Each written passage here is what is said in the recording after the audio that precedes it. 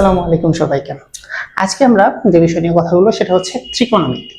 ত্রিকোণমিতি আমাদের SSC level হোক কিংবা এইচএসসি অর্থাৎ কলেজের যে পড়ালেখা, যে বই বলেন আপনি, কোনো বই অর্থাৎ কোনো প্রকার গণিত বই থেকেই আপনি এই জিনিসটাকে কোনোভাবেই ফেলতে পারবেন না। আপনি যেখানেই যাবেন, ইভেন ফিজিক্সের অনেক কনসেপ্টেও আপনার এই জিনিসগুলো ঘুরে ফিরে চলে আসে। সো এই জিনিসটাকে আপনি যদি অ্যাভয়েড করে যান, এটা আপনাকে খুব হার্মে ফেলবে পরবর্তী সময়।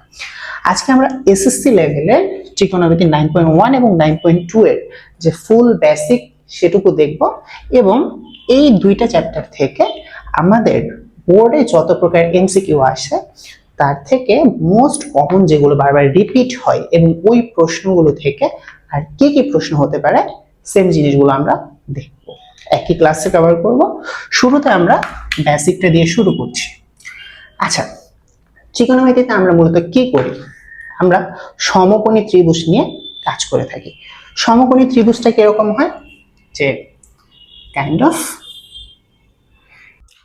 আচ্ছা, আমরা ছোটবেলা থেকেই জেনে আসতেছি যে যখন একটা ত্রিভুজের একটা কোণ সমকোণ হয় সেটাকে আমরা বলি হচ্ছে সমকোণী ত্রিভুজ।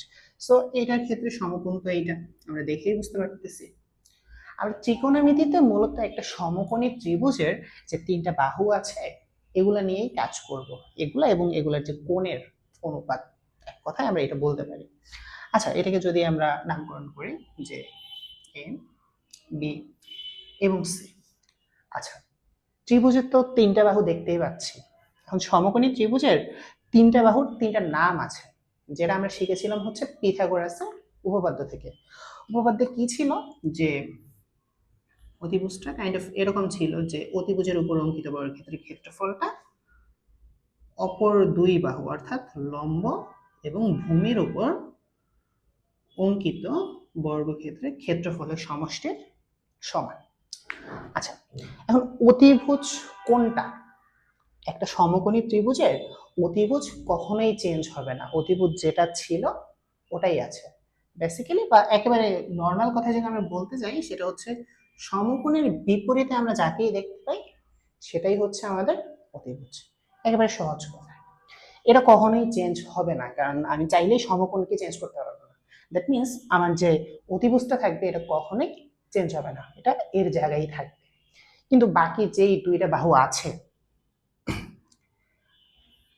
অর্থাৎ আমার এবি এবং বিসি, আমাদের অনেকেরই ধারণা যে নিচের থেকে উপরের দিকে যেটা উঠেছে অর্থাৎ এবি, এটাই হচ্ছে অলওয়েজ লম্ব হবে।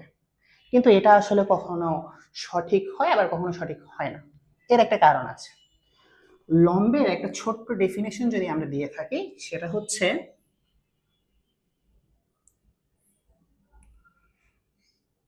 সূক্ষ্মকোণের বিপরীত বাহু।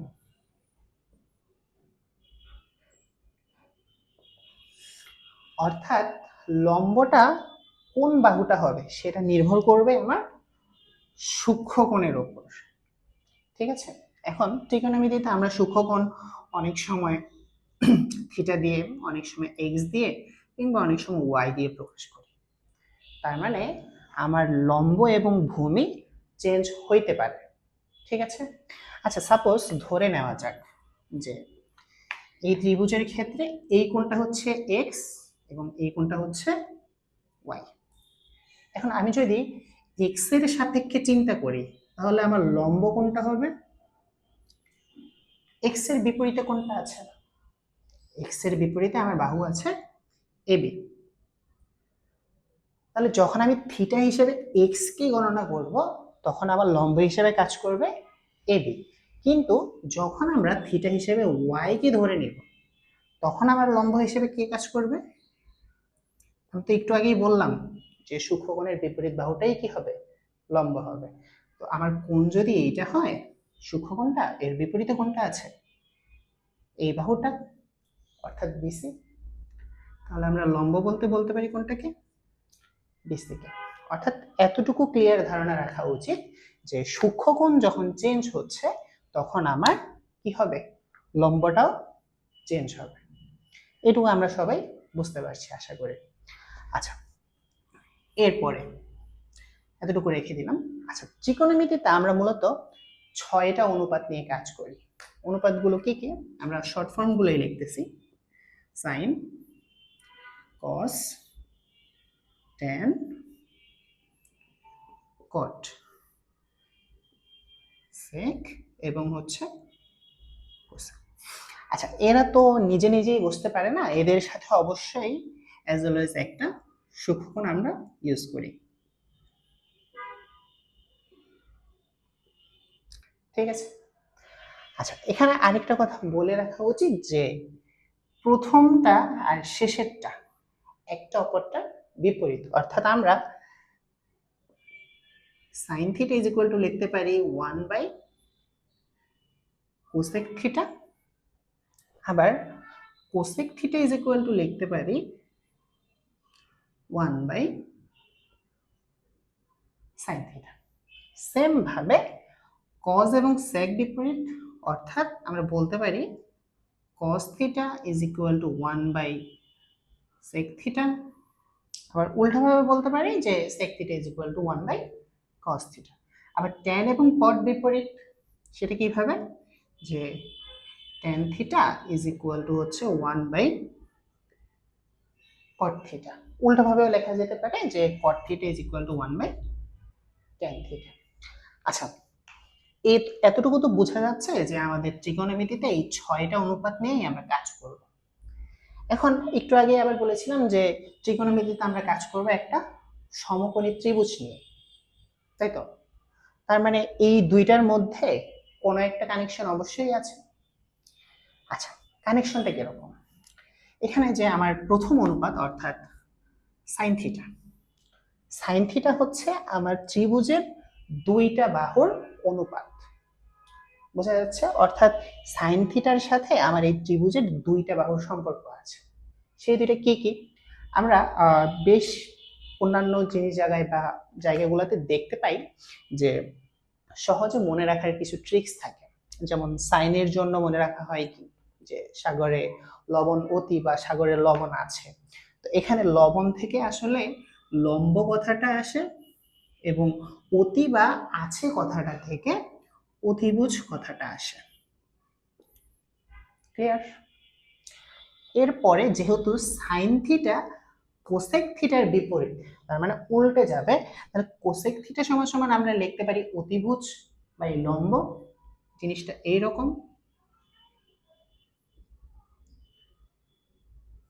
ঠিক আছে?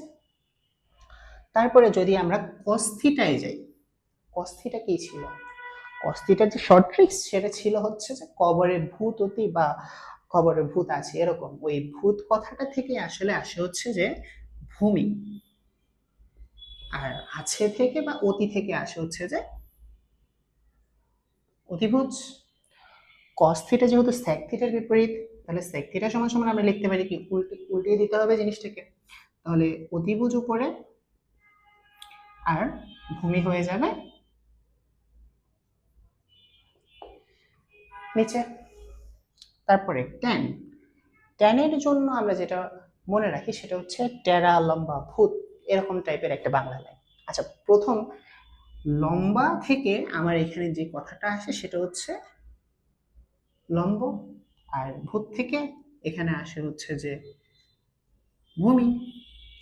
সেম টাইম ট্যান কটের বিপরীত, তার মানে কট উল্টা হয়ে যাবে, অর্থাৎ ভূমি বাই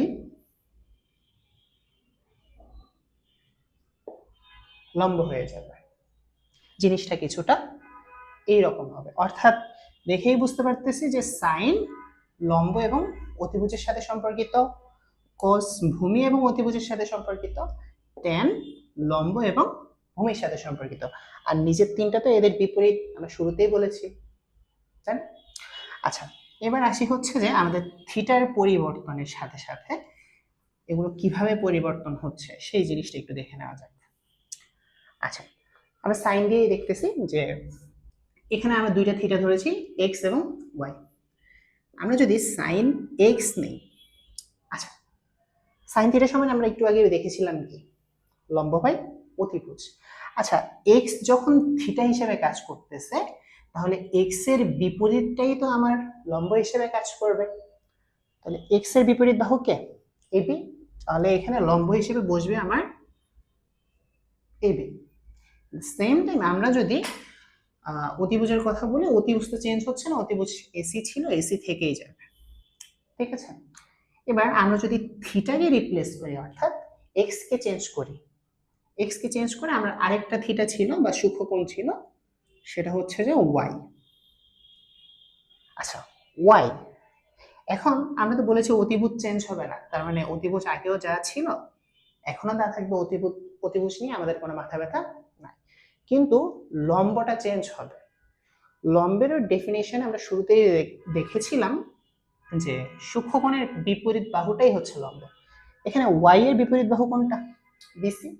তার মানে এখানে লম্ব হিসেবে বসবে কোনটা? বিসি বসবে। কথাটা কি বোঝা গেছে? এখন আমরা যদি এইখানে এক্স বা ওয়াই কে চেঞ্জ করি, দ্যাট মিন্স আমার অতিভুজ যদিও চেঞ্জ হবে না কিন্তু লম্বটা চেঞ্জ হবে, তার মানে আমার মানটা পরিবর্তন হচ্ছে। বিষয়টা কি আমরা বুঝতে পারছি? আই হোপ বুঝতে পারছি। আচ্ছা, এরপরে আসেন যে আমাদের যে ত্রিকোণমিতির তিনটা বেসিক সূত্র ছিল, সেগুলো কি কি ছিল? যে sin square theta plus cos square theta is equal to 1, sec square theta minus tan square theta is equal to 1, আরেকটা ছিল cosec square theta minus cot square theta is equal to 1। আচ্ছা, এই তিনটাই হচ্ছে বেসিক্যালি আমাদের main সূত্র যেগুলো আমরা ইউজ করি। এর পাশাপাশি আমরা আরো দুই একটা সূত্র ইউজ করি, যেমন tan theta is to sin theta by cos theta, আবার cot থিটা যেহেতু tan এর বিপরীত, তাহলে cos উপরে উঠে যাবে আর sin চলে আসবে নিচে। এগুলোই হচ্ছে আমার মূলত সূত্র যেগুলো কাজে লাগে। আপনার যদি এতক্ষণ যে কথাগুলো বলা হলো এই অংশটুকু একেবারে ক্লিয়ার থাকে, আপনি ত্রিকোণমিতির কোনো ম্যাথেই আটকাবেন না, এটা ফর শিওর। আচ্ছা, এখন আমরা যে এই সূত্রগুলো লিখলাম, এগুলার যে আসলে ভ্যালিড তার তো একটা প্রমাণের প্রয়োজন আছে। চলুন আমরা এটি প্রমাণ করে দেখি যে আমাদের সূত্রগুলো ভ্যালিড কিনা। প্রথম আমরা লেফট হ্যান্ড সাইডটা নিয়ে নিচ্ছি। লেফট হ্যান্ড সাইডে বলা আছে যে sin square theta plus cos square theta. আচ্ছা, sin থিটার সাথে আমাদের ত্রিভুজের কোন দুইটা বাহুর সম্পর্ক ছিল? sin থিটা, sin সমান আমরা জানতাম কি লম্ব বাই অতিভুজ। অতিভুজ তো দেখেই বোঝা যাচ্ছে বি এর বিপরীত কোণ, অর্থাৎ এসি। আচ্ছা, লম্ব কোনটা হবে? থিটা যদি এটা হয়, থিটার বিপরীত বাহু অর্থাৎ এবি। স্কয়ার ছিল, দ্যাট মিন্স দুইটাতে স্কয়ার হয়ে যাবে, প্লাস কজের জন্য কি ছিল? ভূমি বাই অতিভুজ। এটা যদি লম্ব হয় বেসিক, ডেফিনেটলি এটাই হবে কি ভূমি। তাহলে ভূমি হচ্ছে বিসি স্কয়ার আর অতিভুজ হচ্ছে এসি স্কয়ার। আচ্ছা, এখন এটাকে যদি লসাগু করা হয়, আমার নিচে আসবে কি এসি স্কয়ার, উপরে আসবে যেহেতু দুইটাতেই হর হিসেবে এসি স্কয়ার আছে, তার মানে এখানে আর উপরে যা ছিল তাই বসে যাবে, অর্থাৎ এবি স্কয়ার প্লাস হচ্ছে বিসি স্কয়ার। এখন একটা জিনিস দেখেন তো, এবি এবং বিসি এই ত্রিভুজের জন্য কি ছিল? একটা লম্ব, একটা ভূমি, তার মানে লম্ব স্কয়ার প্লাস ভূমি স্কয়ার। এখন এইটাকে আমি যদি পিথাগোরাসের সেই উপপাদ্যের সাথে তুলনা করতে যাই, তাহলে লম্ব স্কয়ার প্লাস ভূমি স্কয়ার ইজ ইকুয়াল টু আমরা লিখতে পারি কি অতিভুজ স্কয়ার। তাহলে এই দুইটাকে রিপ্লেস করে আমি এসি স্কয়ার, যেহেতু এই ত্রিভুজের ক্ষেত্রে অতিভুজ হচ্ছে এসি, লিখতেই পারি। আচ্ছা, তাহলে উপরে আসবে এসি স্কয়ার, নিচেও এসি স্কয়ার, কেটে দিলে 1, যেটা ছিল আমার রাইট হ্যান্ড সাইডে। ঠিক আছে, এভাবে প্রত্যেকটা সূত্রকে আমরা প্রমাণ করতে পারি, এটাকে আলাদা করে করতে হয় না, বা আমরা যদি আলাদা করে করিও তারপরে আমাদের একই জিনিসটাই আসবে। সো বেসিক বলতে ত্রিকোণমিতির জন্য আমার এতটুকু জিনিসই এনাফ, আর প্রয়োজন নেই বেসিকের জন্য। এন্ড কথা হচ্ছে বেসিক শেখার পরে ওই জিনিসটাকে আপনি যদি কোথাও অ্যাপ্লাই না করেন তাহলে ডেফিনেটলি আপনি সেটা ভুলে যাবেন। কথা হচ্ছে যে আমরা যখন ছোট থাকি 1 2 শেখার পরে বা এবিসিডি শেখার পরে সেগুলো দিয়ে কিন্তু আমরা অন্য কাজগুলো করি। যেমন এবিসিডি দিয়ে আমরা কোনো হচ্ছে যে ওয়ার্ড বানানো শিখি বা হচ্ছে বারবার পড়ি বারবার লিখি, প্র্যাকটিসে রাখি যেন আমাদের মনে থাকে। সো সবকিছু আসলে মনে রাখার জন্য প্র্যাকটিসে থাকতে হবে। এই জিনিসগুলোর ক্ষেত্রে তার বিকল্প নেই।